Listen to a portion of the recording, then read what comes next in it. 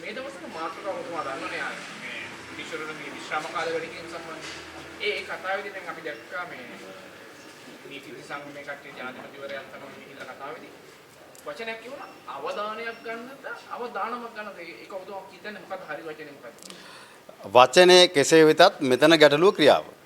ජනාධිපතිවරයා පැහැදිලිවම මේ රටේ අධිකරණයේ ස්වාධීනත්වය කෙරෙහි බලපාන කාරණයක් සම්බන්ධයෙන් අත්නෝමතික තීරණයක් ගන්නවා. දැන් ජනාධිපතිවරයා කියනවා විෂයපතේ පිළිබඳව ජ්‍යෙෂ්ඨයන්ගෙන් සහ ප්‍රවීණයන්ගෙන් උපදෙස් ගත්තා කියලා. අපි දැනගන්න කැමති මේ ජනාධිපතිතුමාට උපදෙස් දෙන ජ්‍යෙෂ්ඨයෝ සහ ප්‍රවීණයෝ කවුද? රටේ නීතිඥ සංගමයේ ඒකට විරුද්ධයි නම් ගරු විනිශ්චයකාරවරුන්ගේ විරෝධයක් තියෙනවා නම් පොදු රාජ්‍ය මණ්ඩලීය නීතිඥ සංගමයේ ආසියාතික නීතිඥ සංගමයේ UN එක මේ පිළිබඳව තමන්ගේ මතය විරුද්ධව ප්‍රකාශ කරලා තියෙනවා නම් එහෙමත් නැත්නම් මේ පිළිබඳව පැහැදිලි දැක්මක් නැති බව අධිකරණයේ ස්වාධීනත්වයට බලපාන්න හැකි කියන ආකාරයෙන් හැකි කියන කාරණේ සම්බන්ධයෙන් ජනාධිපතිවරයාට දැනුවත් කරලා තියෙනවා නම් ඉතින් මේ ජනාධිපතිවරයා ගන්න අවදානම පිළිබඳව නම් මට හිතා ගන්න බෑ. හැබැයි අවදානම කෙසේ වෙතත් ජනාධිපතිතුමා කාගේ හරි අවධානය යොමු කරගන්න දඟලන බවක් නම් පේනවා. හැබැයි මේ ජනාධිපතිතුමා මේ වැඩේ කළා කාගේ අවධානයද යොමු කරගන්නේ කියන කාරණේ පිළිබඳව අපි විමසිල්ලෙන් බලන් ඉන්නවා. මොකද අවධානමක් නම් පේන්නේ නැහැ. හැබැයි අවධානයක් ගන්න නම් ජනාධිපතිවරයා ලෑස්ති වෙන බව පේනවා. ප්‍රායෝගිකයි සාමාන්‍ය ඕනම ආයතනයක එක්ස්පීරියන්ස් තියෙන මිනිස්සෙක් ලීසින් ඉලවන්නේ නැහැ. මේ මිනිස්සුන්ට තව ටිකක් කාලයක් දෙන්න try කරන්න. ඒකම වෙන්න බැරිද මේ ඒ අත්දැකීම මේ ශේෂ්ත්‍රයට ගන්න ඒකක් වෙන උත්සාහය. ඔය ජනාධිපතිතුමා මුහුණ දීලා තියෙන අත්දැකීම් අනුව එතුමාට එමෙ හිතෙනවා ඇති. මොකද 159 මල් පැලගෙන ආවනේ. ජ්‍යෙෂ්ඨය ඕනේ නැහැ කියලා. ඒ ගෙනාවට පස්සේ ජනාධිපතිවරයාට හිතෙනවත් දන්නේ නැහැ මල කෙලියයි මේ කරගත්තේ වැඩේ අපරාධයක් හින්දා අත්දැකීම් තියෙන මිනිස්සු හිටියනම් හොඳයි කියලා ජනාධිපතිවරයාට හිතෙනවත් දන්නේ නැහැ. මේක එතුමාගේ දේශපාලන කියවීම. හැබැයි ඉතින් මේ රටේ රාජ්‍ය ආයතන වෙන්න පුළුවන්, අධිකරණ පද්ධතිය වෙන්න පුළුවන්. ආයතන වල ක්‍රියාකලාපය සහ ආයතන වල පැවැත්ම සඳහා නොඑක් තීන්දුව తీරන ගත යුතුයි. ඉතින් ඒ වගේම තමයි මේ රටේ අධිකරණ ක්ෂේත්‍රය ගත්තම නීති ක්ෂේත්‍රය ගත්තම පළපුරුද්දක් තියෙන දැක්මක් තියෙන සහ විශාල පිරිසක් මේ ක්ෂේත්‍රය ඇතුලේ ඉන්නවා. තවම ජනාධිපතිවරයාට පුරප්පාඩු පුරව ගන්න බැරි නම් ඉතින් කාලෙදික් කරා කියලා පුරප්පාඩු පිරෙන්නේ නැහැ. පහළ උසාවි සහ හයිකෝට් නැත්නම් ඉහළ උසාවි ප්‍රමාණය වැඩි කරගන්න නැතුව වයස වැඩි කරා කියලා ප්‍රශ්න විසඳෙන්නේ නැහනේ. ඉතින් මේ වෙනකොටත් තාම ජනාධිපතිවරයාට කන්ටේනර් 323 පන්නපු කෙනා හොයාගන්න බැරි නම් අර කුඩු කන්ටේනර් දෙක වරායෙන් පන්නපු එක්කෙනා හොයාගන්න බැරි නම් තමන් මුදල් ඇමතිනේ ජනාධිපති නේද?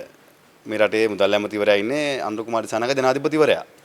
ඉතින් එයාගේ ගිණුමෙන් හැකර් කෙනෙක් පැනලා සල්ලි හොරකම් කරේ කවුද කියලා හොයාගන්න බැරි නම් ඉතින් එතනින් එහාට ඉතින් මේ ජනාධිපතිවරයා කාගේ වයස් සීමාව දික් කරත් ප්‍රතිඵලේ ඔච්චරම තමයි. ඉතින් මේ නිදහසට කරුණු හොයන්නේ. ඉතින් ඒ හින්දා ඒක තමයි මම කිව්වේ පැහැදිලිවම අපි අවධානයෙන් ඉන්නවා ජනාධිපතිතුමා කාගේ අවධානය යොමු කර දිනා ගන්නද දඟලන්නේ කියලා.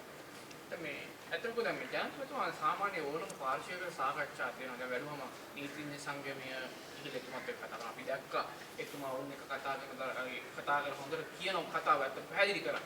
ඇයි මේ ඉතින් එහෙම තියෙද්දී එතුමා හොඳ තැනක ඉන්නවනේ යම් කිසි ප්‍රශ්නයක් ඇති පාර්ශ්වයට ගැහුම්කම් දෙනවා කියලා පේනවා. ජනාධිපතිවරයා හොඳට කතා කරනවා. අපි දැක්කනේ ඉතින් එතුමාගේ දේශපාලන ඉතිහාසය ඉඳන් හොඳට කතා කරන අර ලැම්බෝගිනි ගැන කිව්වා. රත්තරන් අස්පෝ ගැන කිව්වා. ඉතින් එතුමා හොඳ කතිකෙක්. හැබැයි ඉතින් අනිත් පැත්තෙන් එතුමා අද වෙනකම් මල්වත්තේ අස්කිරිය මහානායක හාමුදුරුවන්ගේ ලිපිය සම්බන්ධයෙන් පිළිතුරක් දුන්නද නැද්ද කියන ප්‍රශ්නාර්ථය තියෙනවා. ඉතින් මහානායක හාමුදුරුවෝ යම් කිසි කාරණයක් මතු කරාම ජනාධිපතිවරයාට යුතුයකමක් තියෙනවා. ජනාධිපතිවරයාට යුතුයකමක් තියෙනවා ඒ පිළිබඳව උත්තරයක් දෙන්න. දුන්න නැද්ද නැත්නම් දුන්නා නම් එතුමා කියන්න ඕනේ දුන්නා කියලා. නැත්නම් ඉතින් නැහැ. අනිත් පැත්තෙන් ඉතින් දැන් ජනාධිපතිවරයා බලනකොට තනියමනේ සාකච්ඡා කරලා තියෙන්නේ. මාධ්‍ය බැලුවම ජනාධිපතිතුමා තනියම සාකච්ඡා කරලා තියෙන්නේ. නීතිඥ සංගමයේ අහපු ප්‍රශ්නයක්වත් තමන් ඉදිරිපත් කරපු කාරණයක්වත් මාධ්‍යට නිදහස් කළා නේ. මාධ්‍ය රිලීස් කළා නැහැ නේ. එතකොට දැන් මේ ජනාධිපතිතුමා තනියම සාකච්ඡා කරපු කාරණයක ප්‍රකාශයක් තමයි මාධ්‍යට දාලා තියෙන්නේ. ඉතින් ජනාධිපතිවරයා ඔය කියන තරම් අවංක නම් අඩුම ගානේ නීතිඥ සංගමයේ විසින් ඉදිරිපත් කරපු කාරණාවත් අඩු ගානේ ආණ්ඩුවට වාසි කාරණා කැලලවත් මාධ්‍යට ඉදිරිපත් කරන්න ඕනේ. ඉතින් එහෙමවත් ඉදිරිපත් නොකර ජනාධිපතිවරයාගේ ප්‍රකාශය පමණක් ඉදිරිපත් කෙරුවා නම් ඒකෙත් මම දැක්කා දැන් ජනාධිපතිවරයා කියනවා මේ ඕන වෙලාවක යන්න ලෑස්ති කියලා. හැබැයි ඉතින් ජනාධිපතිතුමා ගෝලියෝ බලන් ඉන්නවා පාර්ලිමේන්තුවේ අවුරුදු 20ක් ඉන්න. එයාලා අවුරුදු 20ක් ඉන්න බලන් ඉන්නකොට මෙන්න මේ යන ලෑස්ති වෙලා. ඉතින් පැහැදිලිවම ආණ්ඩුව තමන්ගේ අවශ්‍යතාවය ඉටු කරගන්න ආණ්ඩුවේ පැවැත්ම සඳහා මේ රටේ අධිකරණ පද්ධතියත් ජනතාවත් පාවල දෙන තැනට අදපත් වෙලා තියෙනවා. ඔය මේ රාජපක්ෂලගේ සිස්ටම් එකද නිකන් ගිහිලා ගල් උඩ ඉඳගෙන ගිහිලා ගමින් ගමට ගිහිල්ලා නිකන් අර නිකන් එහෙම එකක් කරන්නේ සිස්ටම් එක හැටිද එහෙම එකක්ද? නෑ රාජපක්ෂලා ගල් එක්ක සම්බන්ධයක් නැහැ. ඒ නැගලා ඉතින් ගල් වලට ඉඳන් කතා කරලා මොකද සීගිරියත් කඩන් ඇවිල්ලා පෝත් සිටි එක හදපු අයනේ දැන් ආණ්ඩු කරන්නේ. ඒ කියන්නේ සීගිරියත් ගලවන් ඇවිල්ලා පෝත් සිටි එක හදන්න ඕනේ කියපු අය තමයි ආණ්ඩු කරන්නේ. බෑදී අපේ ගමේ මහ පොළවේ පය ගහලා ඉන්නවා. ඉතින් අපිට වැල්ලත් එකයි, ඇලත් එකයි, කමතත් එකයි, කුඹුරත් එකයි, හේනත් එකයි. ආණ්ඩුවට අසාධාරණයට ලක් වෙන ඕනෑම පුරවැසියෙක් වෙනුවෙන් අපි පෙනී හිටිනවා. ඒක ගමේද, නගරේද, ජාත්‍යන්තරයේද කියන එක අපිට අදාළ නැහැ. කොහොමද මේ ගමින් ගමට යනවානේ සාර්ථකද වැඩි කොහොමද? අද ආණ්ඩුව පැහැදිලිව මේ රටේ ජනතාවගේ ප්‍රශ්න වලට අහුම්කම් දෙන්නේ නැහැ. අද ගම්වල ජනතාව ඉතාමත් අසරණ වෙලා තියෙනවා. Tamanට වී ටික විකුණ ගන්න නැහැ. පොහොර ටික වෙලාවට ලැබෙන්නේ නැහැ. ආදායම් වැටලා තියෙනවා.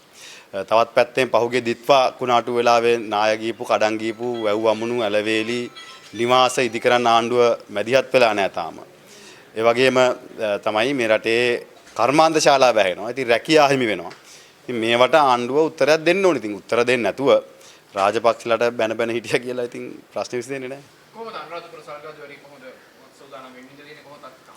අනුරාධපුර දිස්ත්‍රික්කයේ අපි සමුළුවක් කරන්න බලාපොරොත්තු වෙනවා දිස්ත්‍රික් රැස්වීමක්. ඉතින් විශේෂයෙන්ම ගොවි ජනතාවගේ සටනට දායකත්වය දෙන්න පුළුවන් රැස්වීමක් බවට අපි ඒක පරිවර්තනය කරනවා. දැන් ඔය මේ ගොවි ජනතාවගේ කතාව කියනකොට අර අමුතුවරේ ගිහිල්ලා රට ගිහිල්ලා ඇවිල්ලා ඉතින් අර මිනිස්සු විදිහට හිතන මැෂින් කියන ඔනම කතාවක් කියනවා. AI තාක්ෂණය ගැන වෙන්නේ නැති සමහර කාලවලට කියන්නේ නැත්තේ. ඔබතුමාගේ හිතන්නේ කොහොමද අපේ රටට හොඳයිද වැඩි කියන ඔබතුමාලා හිතුව නැති පැත්තක් නේද නිකන් මාක මිනිස්සු විදිහට හිතන වගේ එහෙම එකක් අදහසක් නෑ ඉතින් අපි හිතන්නේ නැති ගොඩාක් පැති මෙයා හිතනවනේ මේ ආණ්ඩුව. දැන් උදාහරණයකට සීගිරිය කඩලා පෝත් සිටි එක හදන්න වෙයි කියලා. ඒවා අධිවේගී මාර්ගය හැදුවම බල්ලෝ බලලුන්ට පාර මාරු වෙන්න බෑ කියලා. ඒවා ඉතින් ඒවා අපි හිතුවේ නැති දේවල්. මොකද අපි හිතුවේ නෑ සීගිරිය කඩන්න වෙයි කියලා මේ පෝත් සිටි එක හදනකොට. අපි හිතුවේ නෑ හයිවේ එක හදනකොට මේ බල්ලෝ බලලු තරහ වෙයි කියලා පාර මාරු කරගන්න විදියක් නැතුව. ඉතින් අපි හිතන්නේ නැති ගොඩාක් දේවල් මේ ආණ්ඩුව හිතනවා. හැබැයි ඉතින් කුෂිකර්මාන්තරේ තාක්ෂණය කියන එක හොඳයි. ඉතින් ජනාධිපතිතුමා සහ මේ ආණ්ඩුව මොකක් හරි ක්‍රමයකට කුෂිකර්මාන්තයට අවශ්‍ය තාක්ෂණය සහ දැනුම ගේනවා නම් ඒක ලොකු දෙයක්.